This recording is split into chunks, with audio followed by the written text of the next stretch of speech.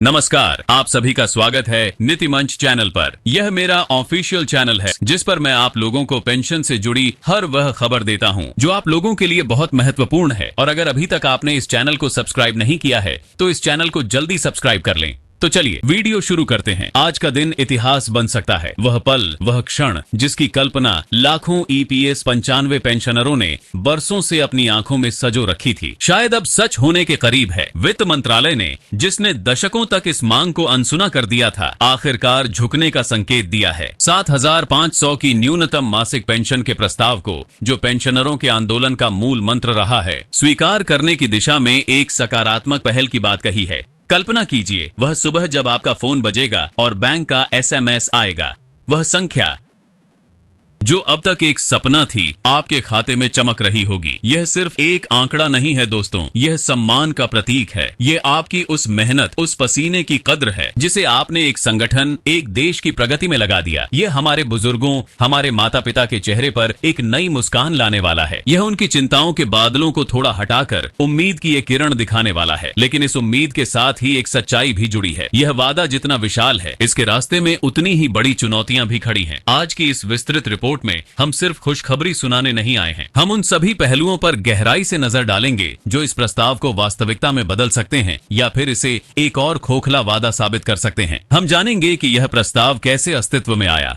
इसके पीछे की राजनीतिक और आर्थिक मजबूरियां क्या हैं, और वह कौन सा सच है जिससे हम सभी को रूबरू होना चाहिए। तो बने रहिए हमारे साथ, क्योंकि यह सिर्फ एक खबर नहीं, एक आंदोलन की कहानी है और इस कहानी का हर शब्द आपके लिए है। वीडियो के अंत तक बने रहिए और कमेंट में जरूर लिखिए, मैं अपने हक के लिए लड़ने को तैयार हूं, क्योंकि यह जीत अगर आपकी है तो इसकी जिम्मेदारी भी आप पर है। अब चलिए शुरू करते हैं उस सफर से जो इस प्रस्ताव तक पहुंचा है। यह प्रस्ताव अचानक आसमान से टपका कोई उपहार नहीं है। यह दशकों के संघर्ष, अनगिनत धरणों, अदालती याचिकाओं और लाखों आवाजों के एक साथ उठने का नतीजा है। ईपीएस 95 पेंशन योजना के तहत आने वाले कर्मचारियों ने अपने सेवा काल के दौरान अपनी तनख्वाह का एक हिस्सा प्रोविडेंट फंड में जमा किया। उन्हें उम्मीद थी कि सेवानिवृत्ति के बाद उन्हें एक सम्मानजनक जीवन यापन करने लायक पेंशन मिलेगी। लेकिन समय के साथ महंगाई ने उनकी पेंशन की क्रय शक्ति को निगल लिया। जो रकम कभी पर्याप्त लगती थी, वह अब दवा, बिजली के बिल और रोजमर्रा के खर्चों के आगे बौनी पड़ने लगी। इसी मांग ने एक जन आंदोलन का रूप ले लिया। पेंशनरों के संगठनों ने लगातार सरकार के समक्ष यह मांग रखी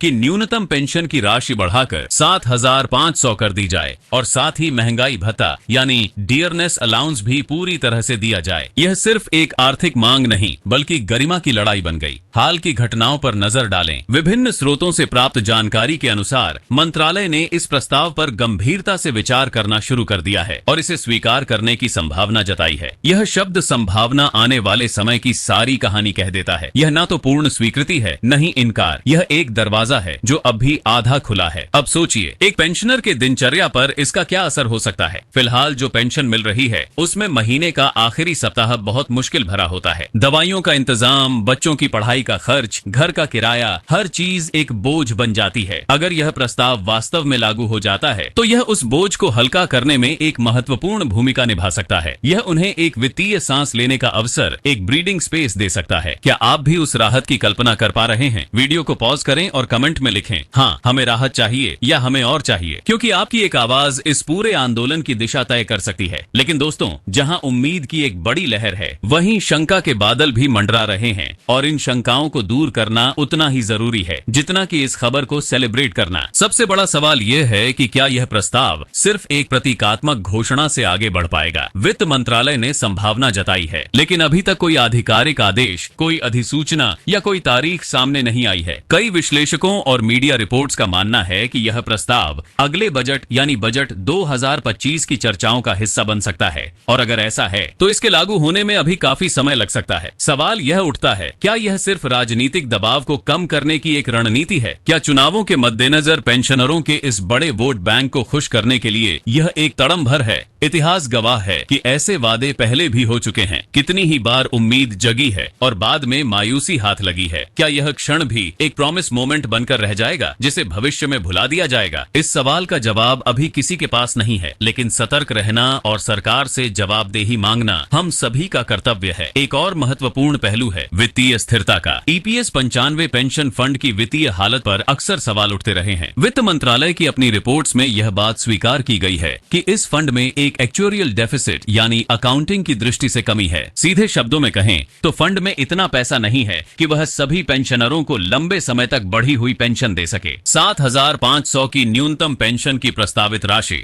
जो अभी मिल रही राशि से कहीं अधिक है, पर फंड का बोझ और बढ़ेगा। ईपीएफओ के पास पेंशन देने के लिए जो स्रोत हैं, जैसे कर्मचारियों और नियोक्ताओं के योगदान और फंड के निवेश से आए, वे अकेले इस बोझ को उठाने में सक्षम नहीं हो सकते। इसका मतलब यह हुआ कि केंद्र सरकार को इसके लिए अतिरिक्त बजट आवंटन करना होगा। यह एक बहुत बड़ा वित्तीय निर्णय है। तो सवाल यह है, क्या सरकार इसके लिए तैयार है? क्या वह अपने वित्तीय लक्ष्यों और फिस्कल डेफिसिट पर इसका प्रभाव झेलने को तैयार है, या फिर यह प्रस्ताव सिर्फ एक हाइप बनकर रह जाएगा जो वास्तविक राहत से ज्यादा मीडिया की सुर्खियों तक सीमित होगा? मैं आपसे सीधा सवाल पूछना चाहूंगा, क्या आपको वास्तव में विश्वास है कि यह 7,500 की राशि हर एक पात्र पेंशनर के खाते में पहुंच पाएगी? वीडियो को पॉज करें और कमेंट में लिखें, हाँ मुझे विश्वास है, या नहीं मुझे शंका है। आपकी राय हमारे लिए मायने रखती है। अब बात करते हैं कार्यान्वयन यानी इम्प्लीमेंटेशन की चुनौतियों की। मान लीजिए सरकार आधिकारिक रूप से इस प्रस्ताव को मंजूरी दे देती है, तब भी इसके जमीन पर उतरने में कई रोड़े आ सकते हैं। पहली और सबसे बड़ी चुनौती है ईपीएफओ की तकनीकी और प्रशासनिक क्षमता। ईपीएफओ ने पिछले कुछ सालों में अपनी सेवाओं को डिजिटल बनाने के लिए काफी प्रयास किए हैं। ऑनलाइन पेंशन भुगतान, डिजिटल जीवन प्रमाण पत्र और ऑनलाइन दावा प्रक्रिया जैसी सुविधाएं लाई गई हैं। लेकिन क्या यह सिस्टम इतना मजबूत और तेज है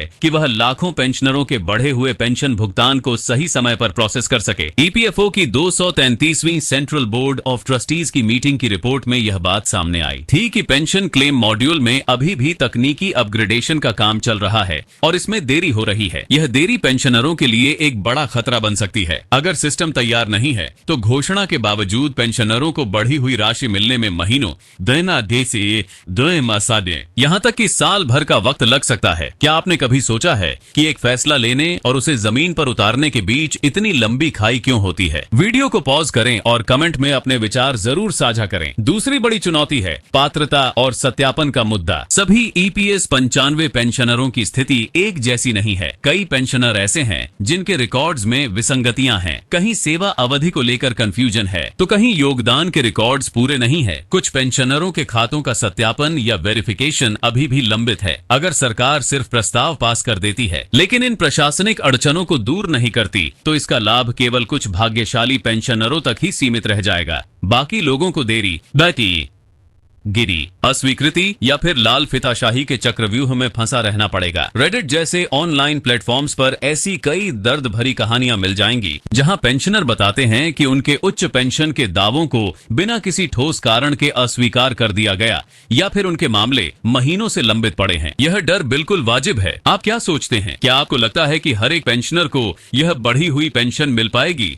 या फिर कुछ लोग इससे वंचित रह जाएंगे? कमेंट में लिखिए, हर किसी को मिले या कुछ छूट जाएंगे। तीसरा महत्वपूर्ण पहलू है आधिकारिक अधिसूचना यानी गैजेट नोटिफिकेशन का। कोई भी सरकारी निर्णय, चाहे वह कितना भी बड़ा क्यों ना हो, तब तक अधूरा माना जाता है जब तक उसे आधिकारिक राजपत्र में अधिसूचित नहीं कर दिया जाता। यह अधिसूचना ही उस निर्णय को कानूनी शक्ति प्रदान करती है। फिलहाल यह प्रस्ताव अभी मीडिया की सुर्खियों और सरकारी सूत्रों के बयानों तक ही सीमित है। जब तक एक आधिकारिक गैजेट नोटिफिकेशन जारी नहीं हो जाती, तब तक यह फैसला सिर्फ कागजों पर ही रहेगा। पेंशनरों के कई संगठन सही मांग कर रहे हैं कि सरकार को इसकी घोषणा करने के बजाय तुरंत गजट नोटिफिकेशन जारी करनी चाहिए। बिना गजट के यह मंजूरी सिर्फ एक पब्लिक रिलेशन एक्सरसाइज लगती है जिसका वास्तविक बदलाव से कोई लेना देना नहीं है। आपके विचार में क्या गजट नोटिफिकेशन इस मामले में सबसे जरूरी कदम है? पॉज करके कमेंट में लिखिए, गजट जरूरी है या इंतजार करेंगे? इन सभी चुनौतियों के बीच एक उम्मीद की किरण ईपीएफओ के डिजिटल ट्रांसफॉर्मेशन से भी जुड़ी है। अगर यह डिजिटल अपग्रेड सही तरीके से और समय पर हो जाता है तो पेंशन क्लेम की प्रक्रिया में आने वाली देरी को काफी हद तक कम किया जा सकता है। इससे पेंशनरों को उनका हक जल्दी और आसानी से मिल सकेगा। लेकिन अगर यह टेक्नोलॉजी अपग्रेड धीमी गति से होता है या इसमें खामियां रह जाती हैं, तो बढ़ी हुई पेंशन का वादा बेईमानी साबित हो सकता है, क्योंकि फायदा तभी है जब हर पात्र पेंशनर तक यह राशि बिना किसी रुकावट के पहुंचे। आपकी क्या राय है? क्या आपको ईपीएफओ के डिजिटल प्लेटफॉर्म पर भरोसा है? कमेंट में लिखिए, हाँ भरोसा है या नहीं डर है। अब इस पूरे परिदृश्य को देखते हुए हम कह सकते सकते हैं कि यह प्रस्ताव एक द्विध्रुवीय संभावना लिए हुए है। एक तरफ अगर यह गजेट नोटिफिकेशन के साथ सही मायने में लागू हो जाता है तो यह ईपीएफओ की विश्वसनीयता और पेंशनरों के आत्मसम्मान दोनों के लिए एक ऐतिहासिक मोड़ साबित होगा। यह उन लाखों लोगों के संघर्ष की सार्थकता सिद्ध करेगा जिन्होंने 2014 के बाद से लगातार इसके लिए आवाज उठाई है। वे इस फैसले को देखकर एक गर्व और संतुष्टि का अनुभव कर सकेंगे। लेकिन दूसरी तरफ अगर यह प्रस्ताव सिर्फ एक कैश अनाउंसमेंट यानी चर्चा का विषय बनकर रह जाता है और इसे लागू करने में अनावश्यक देरी होती है या इसे ठंडे बस्ते में डाल दिया जाता है तो यह पेंशनरों में मायूसी और नाराजगी की एक बहुत बड़ी लहर पैदा कर सकता है। जितनी ऊंची उम्मीदें हैं उतना ही गहरा धक्का लग सकता है। इसीलिए यह समय केवल उम्मीद करने का नहीं बल्कि सक्रिय होने का है। आपकी आवाज में ताकत है। अगर आप चाहते हैं कि यह वादा सच हो तो आपको अपनी बात रखनी होगी। सोशल मीडिया पर सही हैशटैग के साथ अपनी बात कहें। अपने स्थानीय जनप्रतिनिधियों को पत्र लिखें। पेंशनर संगठनों से जुड़े। सरकार को यह बताने की जरूरत है